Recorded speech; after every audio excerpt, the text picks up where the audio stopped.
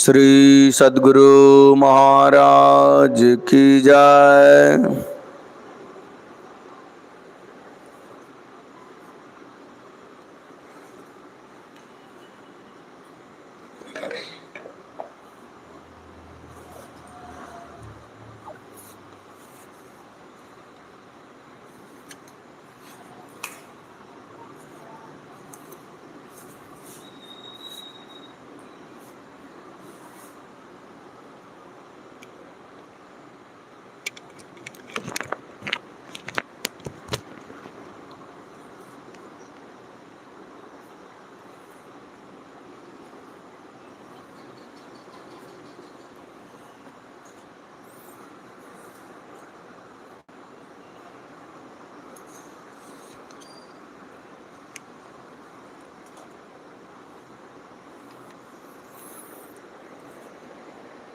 सद्गुरु महाराज का अमृतोपदेश महर्षि में ही सत्संग सुधा सागर से प्रवचन संख्या 53। शरीर के दुखों में शरीर के सुखों में लिप्त होना दानवी स्वभाव है। प्यारे लोगों, यद्यपि शरीर बहुत प्यारा होता है और सुंदर भी होता है, फिर भी यह अवश्य छूट जाता है और इसके हाड़ मांस अलग अलग हो जाते हैं या जल जाते हैं। संतों का उपदेश है कि ऐसे शरीर में आसक्त मत हो। शरीर में आसक्त ना होने का मतलब है कि शरीर सुख में लिप्त मत हो। शरीर बनता है और बिगाड़ता है। संसार में यह उत्पन्न होता है, देखा जाता है और फिर नहीं देखा जाता है। अंत का फल लोग प्रत्यक्ष देखते हैं कि यह सड़ जाता है, इसके टुकड़े टुकड़े हो जाते हैं, जला देने से यह भस्म हो जाता है। किंतु इसमें जो रहता था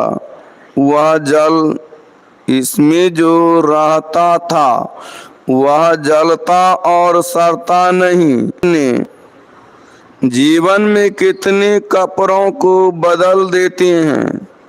पुराने कपड़े बिगड़ कर खराब हो जाते हैं और छोड़ दिए जाते हैं। उसी तरह जीवात्मा शरीर को पहनती है और छोड़ती है। इसलिए शरीर के सुख में आसक्त होना दानवी स्वभाव है और शरीर को अनित्य समझकर इसके सुख को नाशवान समझकर उसमें आसक्त ना होना दैवी स्वभाव है। उपनिषद कथा है कि देवताओं के राजा इंद्र और दानवों के राजा विरोचन ने आपस में आत्मज्ञान प्राप्त करने की बातचीत की। दोनों मिलकर ब्रह्मा के पास गए और उनसे आत्मज्ञान देने की प्रार्थना की। ब्रह्मा ने उन दोनों को कहा, 30 वर्ष तक ब्रह्मचर्य का पालन कर मेरे पास आओ, तब बताऊंगा। दोनों 30 वर्ष तक ब्रह्मचर्य का पालन कर ब्रह्मा के पास गए। ब्रह्मा ने कहा, तुम्हारे पास पहनने के जितनी वस्त्राभूषण हैं, पहन कर आओ और जल में अपने अपने रूप को देखो। जल में उन दोनों ने अपने अपने रूप को देखा। ब्रह्मा ने कहा, पानी में जो रूप देखते हो वही ब्रह्म है। बहस करने का साहस नहीं हुआ। जो कहा गया उसे सुन लिया। उन्हें कुछ कहने को युक्ति भी नहीं आई, दोनों चले गए। विरोचन दानव था। उसने समझा शरीर ही आत्मा है, खूब खाओ पियो और इसी के विलास में रहो। इंद्र ने सोचा, पितामह ने इस शरीर की छाया को आत्मा बताया। यदि शरीर में हाथ टूट जाए तो छाया में भी हाथ टूटा हुआ मालूम होगा। रूप जैसा बनाएंगे वैसी छाया देखने में आएगी। तो ब्रह्म या आत्मा के भी कई रूप हो जाएंगे। ऐसा विचार कर वे फिर लौटकर ब्रह्मा के पास गए और बोले, मुझे संदेह है। अपना संदेह प्रकट करने पर ब्रह्मा ने उन्हें 30 वर्ष तक ब्रह्मचर्य पालन करने का। दूसरे 30 वर्ष तक ब्रह्मचर्य पालन करने के बाद इंद्र पुनः ब्रह्मा के पास गए। ब्रह्मा ने कहा, आँख में सबका चित्र देखा जाता है, वही आत्मा या ब्रह्म है। फिर इंद्र ने विचारा, यदि आँख फूट जाए तो उसमें कुछ नहीं देख पड़ेगा। फिर तो वही बात हुई। यह सोचकर इंद्र फिर ब्रह्मा के पास लौटे और उन्होंने फिर अपना संदेह प्रकट किया। पुनः ब्रह्मा ने कहा, 30 वर्ष तक फिर ब्रह्मचर्य पालन करके आओ। इंद्र फिर 30 वर्ष के बाद ब्रह्मा के पास उपस्थित हुए। तब ब्रह्मा ने कहा, तुम्हारे शरीर की जो छाया है वही आत्मा है। फिर इंद्र को संदेह हुआ तो वह पुनः लौटा और ब्रह्मा से अपना संदेह प्रकट किया। ब्रह्मा ने पुनः 5 वर्ष ब्रह्मचर्य पालन करने का। 5 वर्ष ब्रह्मचर्य का पालन कर इंद्र ब्रह्मा के पास गए। तब ब्रह्मा ने कहा, आत्मा शरीर नहीं, शरीर में जो रहता है वही आत्मा है। ब्रह्म ज्ञान का उपदेश किया। शरीर के सुखों में लिप्त होना दानवी स्वभाव है। जो शरीर सुखों के भोग में नहीं फंसता, दुखों को सहता है, वह दैवी स्वभाव का है। आप लोगों को क्या चाहिए? दानवी बुद्धि की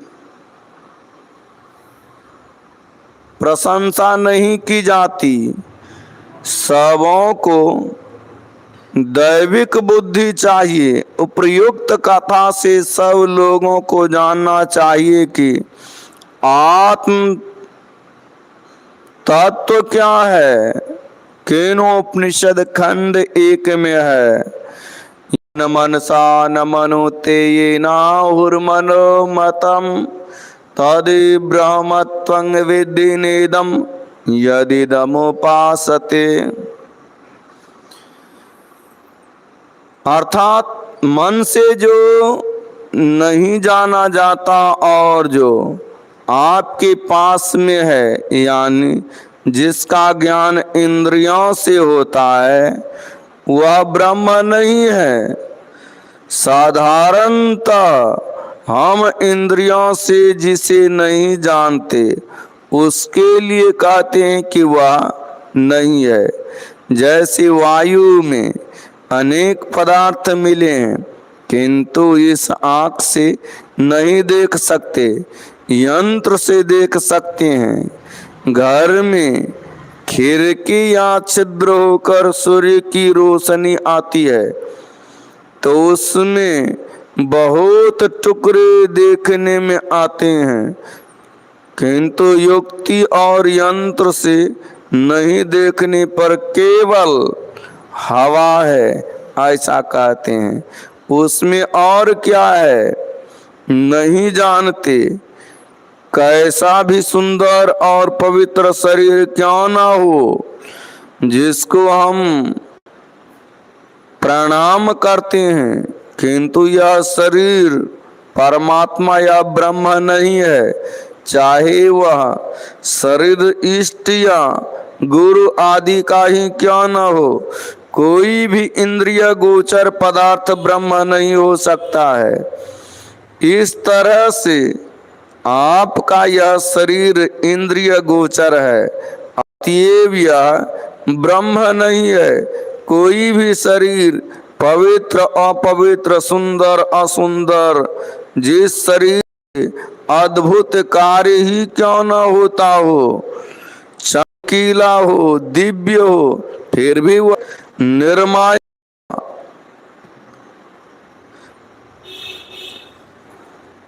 इंद्रिय गोचर पदार्थ निर्माया ईश्वर नहीं है। गोस्वामी तुलसीदास जी ने बड़ा अच्छा कहा है, गो गोचर जहाँ लगे मन जाई, सो सब माया जानहु भाई। रामचरितमानस। इस कसौटी पर कसिए तो जो मन से या इंद्रियों से जानते हैं माया है। जो बदलता जाए एक तरह नहीं रहे वह माया है। जो किसी प्रकार के भ्रम बस मालूम हो परंतु यथार्थ वह वैसा नहीं हो, वह माया है। जैसे धुंधली रोशनी में रस्सी को सांप समझने का भ्रम होता है, उसको देखकर लोग डर भी जाते हैं, लेकिन वह सांप नहीं है, माया है। माया को भ्रम भी कहते हैं। सीपी में सूर्य की किरण पड़ने से चांदी सी भासती है, किंतु चांदी नहीं है, उसी को माया कहते हैं। हमारा शरीर मांस पिंड था, वह फिर हमारा शरीर मांस पिंड था, वह फिर बच्चा जवान और बूढ़ा हुआ, यह माया है। एक वृक्ष कभी अंकुर था, वह बढ़ा फूला फिर सूख गया, यह माया है। इस प्रकार सब इंद्रिय गोचर पदार्थ सत्य ब्रह्म परमात्मा नहीं माया है। केनोपनिषद खंड 2 में लिखा है, इह चेद वेदी दत्सत्यमस्ति न चेदी आवेदी न महति विनास्ति भूतेषु भूतेषु विचित्य धीरा प्रत्यास्मा लोकाद मृता भवन्ति। अर्थात इस जन्म में यदि ब्रह्म को जान लिया तब तो ठीक है,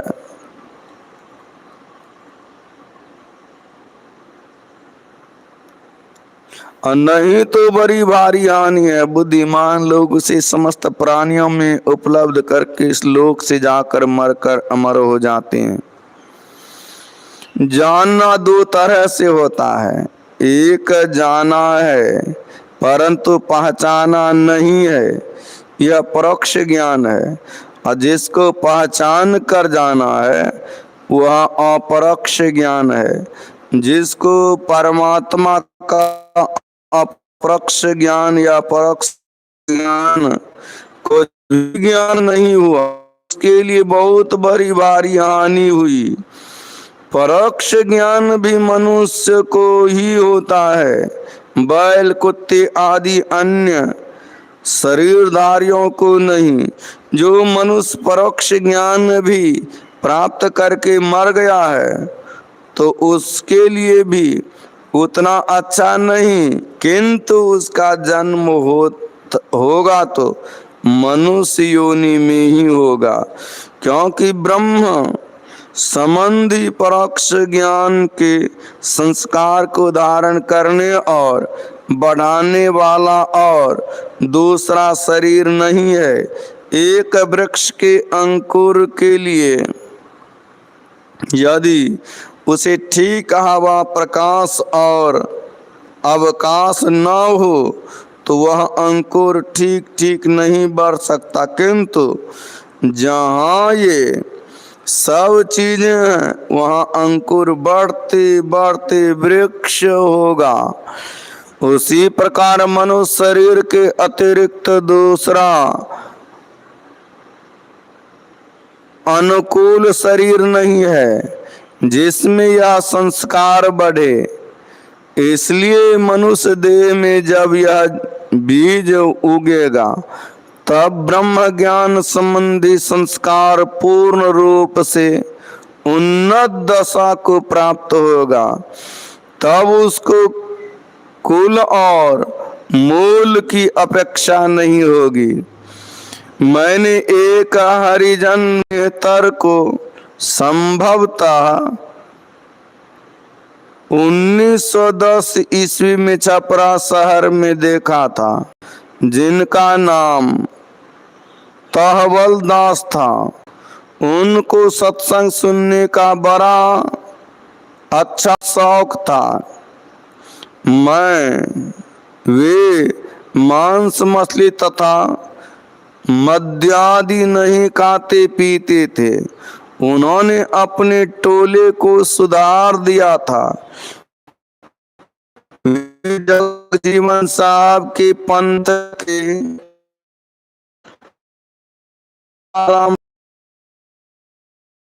वे अपने टोले भर को पवित्र किए हुए थे। उस टोले में एक सत्संग घर भी था। उसमें उस टोले के सब हरिजन सत्संग करते थे।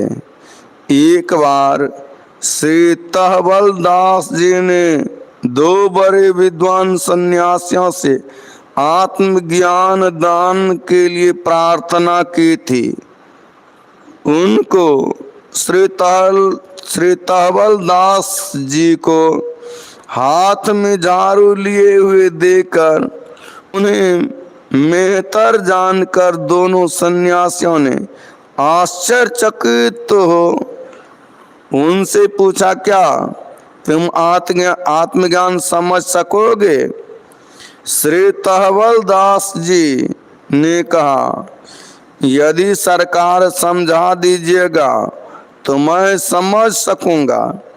सन्यासियों ने कहा, क्या इस विषय में कभी कुछ सुना है? तहवल दास जी ने कहा, सरकार, श्री गुरु जी के सत्संग में पूरा सुना है। सन्यासियों ने कहा, हम लोगों को ज्ञात नहीं था कि तुम लोगों में भी इस ज्ञान की खोज है। अच्छा, हम लोग अभी अमेरिका जा रहे हैं। लौट आने पर तुम लोगों के दर्जे के लोगों में प्रचार करेंगे। अभी तुम अपने गुरु के सत्संग में सुनो और समझो। ईश्वर संबंधी ज्ञान के लिए जाति पाति की कोई विशेषता नहीं है। मनुष्य जाति के किसी भी कुल के शरीर में आने पर उस ज्ञान का संस्कार मिटता नहीं। भक्ति बीज बिन सह नहीं, आय पर जो चल, कंचन जो विष्ठा पर घटन ताको मोल। संत कबीर साहब। यह ज्ञान जब किसी एक जन्म में आरंभ हो जाता है तो उस ज्ञान को धारण करने और बढ़ाने के लिए पुनः पुनः मनुष्य शरीर होता है। मनुष्य शरीर के अतिरिक्त कोई दूसरा शरीर इसको धारण करने वाला नहीं है। जो परोक्ष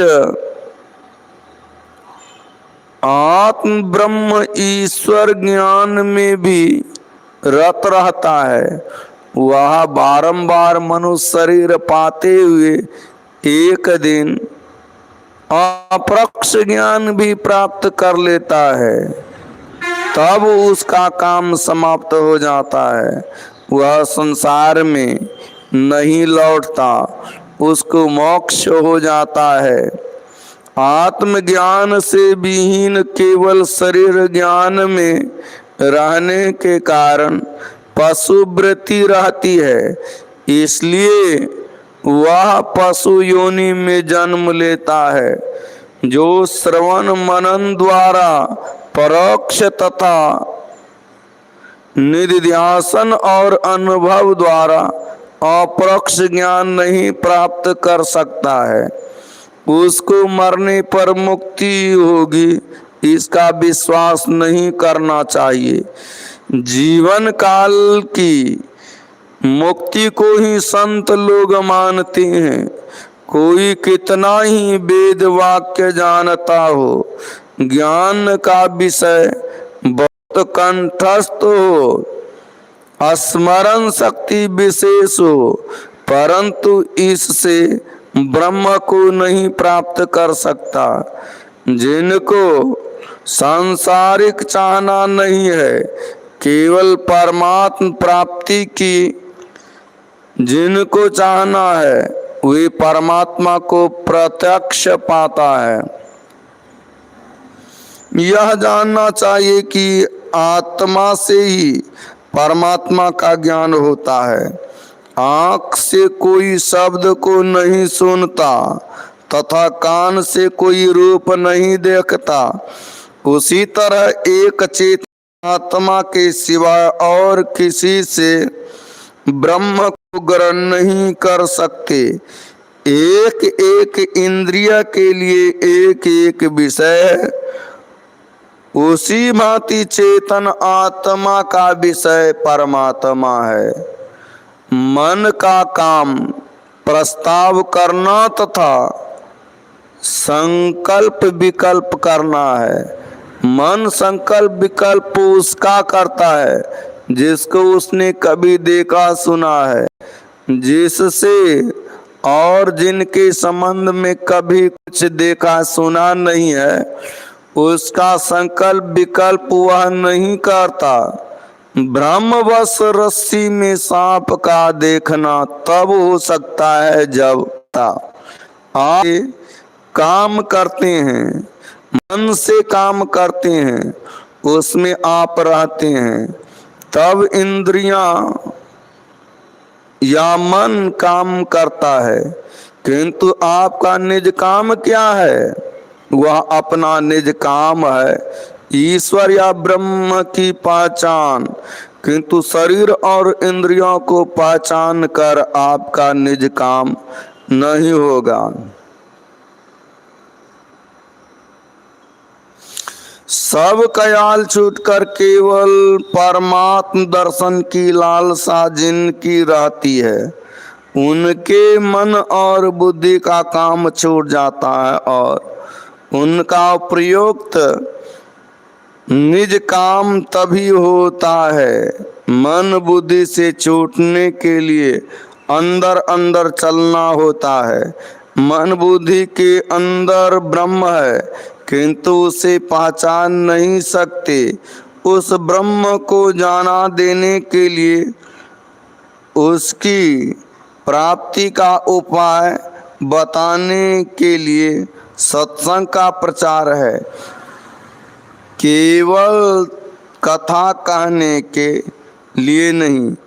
फिर मैं इसकी आवश्यकता नहीं समझता कि इसके लिए किसमें योग्यता है या नहीं है। सुग्गा पक्षी होते हुए भी मनुष्य की भाषा राम राम बोलता है। उसी प्रकार सत्संग में सुनते सुनते